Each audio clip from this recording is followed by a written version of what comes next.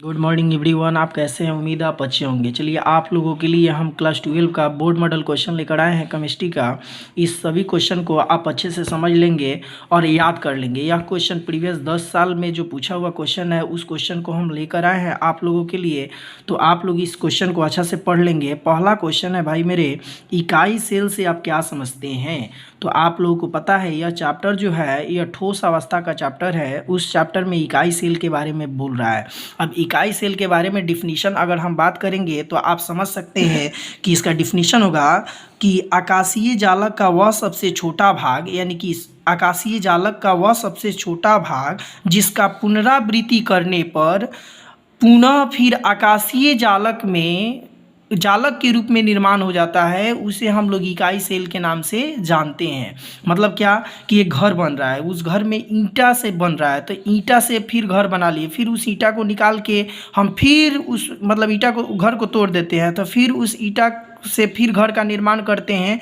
तो उस प्रकार से उससे मतलब समझ सकते हैं इकाई सेल के बारे में कि इकाई सेल वह होता है जो पुनरावृत्ति यानी टूट गया फिर उसको जोड़ेंगे और जोड़कर फिर एक घर बना लेंगे। तो इस सेल को हम लोग इकाई सेल के नाम से जानते हैं। दूसरा क्वेश्चन है विद्युत रासायनिक सेल क्या है? तो इस क्वेश्चन को आप लोग अच्छे से समझ लीजिएगा, आपने क्वेश्चन बैंक से या कहीं से भी निकाल कर पढ़ लीजिएगा, लेकिन थोड़ा सा हम समझा देते हैं कि विद्युत रासायनिक सेल क्या है। यानी रासायनिक ऊर्जा जो होता है जब इसको परिवर्तन किया जाता है विद्युतीय ऊर्जा में, तो इस क्रिया को हम लोग विद्युतीय रासायनिक सेल के नाम से जानते हैं।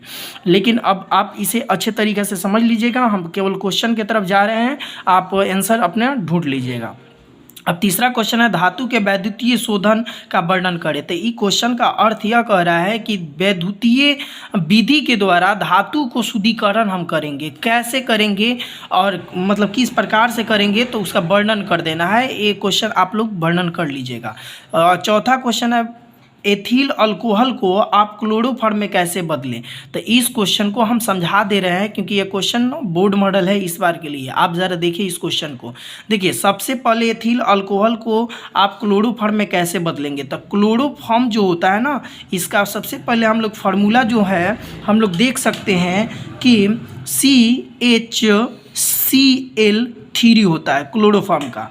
अब एथिल अल्कोहल जो होता है इसका फार्मूला होता है CH3CH2OH।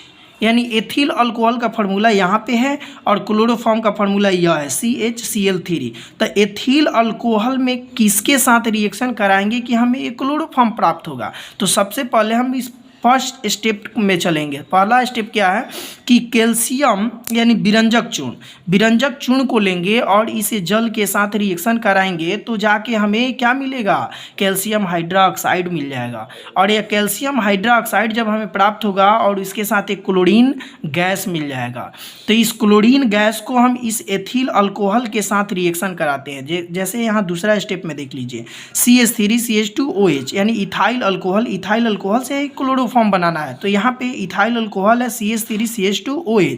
तो इस इथाइल अल्कोहल से इस क्लोरीन जो लिए हैं, इस क्लोरीन के साथ हम रिएक्शन ऑक्सीकरण पे कराते हैं। तो देखो हमें CH3CHO अर्थात एसिटल्डिहाइड प्राप्त होता है। अब इस एसिटल्डिहाइड को 3 स्टेप में ले जाकर फिर 3 टाइम क्लोरीन के साथ रिएक्शन कराते हैं, यानी CH3CHO एसिटल्डिहाइड का फार्मूला होता है। एसिटल्डिहाइड को जब 3 टाइम क्लोरीन के साथ रिएक्शन कराते हैं तो देखो यहाँ पे CCl3CHO अर्थात क्लोरल का निर्माण होता है।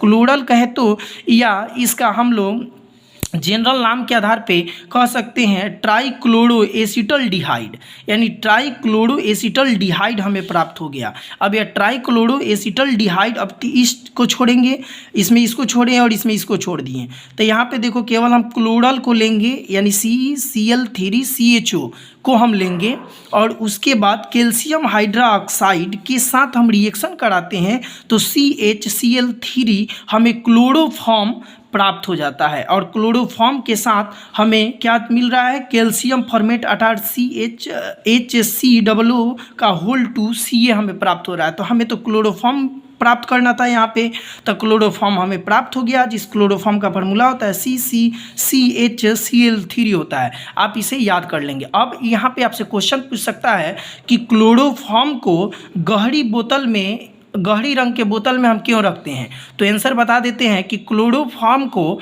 हम गहरी रंग के बोतल में इसलिए रखते हैं कि वह वायु से अभिक्रिया कर लेती है और अभिक्रिया कर फॉस्जीन अर्थात COCl2 जैसी गैस, विषैली गैस का निर्माण करती है, इसलिए इसे हम गहरी बोतल में रखते हैं। धन्यवाद। आप इस क्वेश्चन को अच्छे से पढ़ लेंगे।